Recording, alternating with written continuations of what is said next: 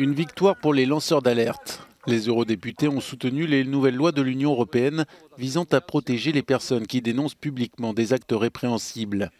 Les nouvelles règles protègent les lanceurs d'alerte contre le licenciement et offrent des voies sûres pour signaler les abus. La grande bataille du Parlement sur cette directive, c'était d'avoir des conditions pour bénéficier de la protection qui soient les moins rigides possibles. Comme je vous le disais, on a obtenu que le lanceur d'alerte puisse choisir la manière dont il va lancer l'alerte, qu'il ne soit pas obligé, comme certains États membres le voulaient, de d'abord s'adresser à son employeur, mais qu'il puisse avoir recours à une autorité extérieure, qu'elle soit judiciaire ou administrative.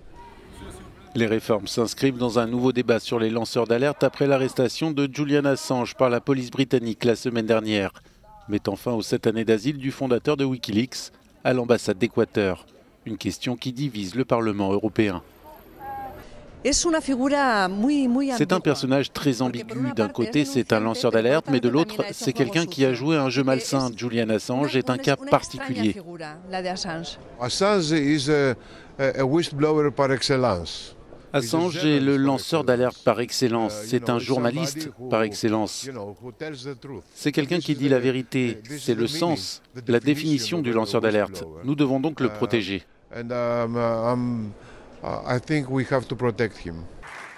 Preuve de ce clivage, un prix de lanceur d'alerte a été décerné à Strasbourg.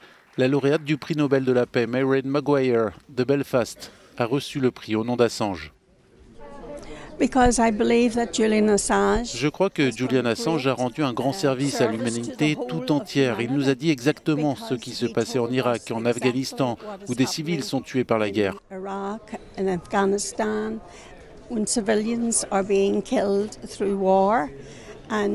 Et nous avons le droit de le savoir. Ainsi, il nous a révélé les horreurs de la guerre menée en notre nom par les forces américaines, par l'OTAN.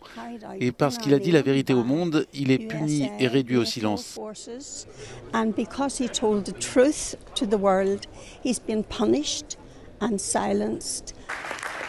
Héros pour certains, criminel pour d'autres, Julian Assange continue de mettre à l'épreuve la notion de démocratie en Europe.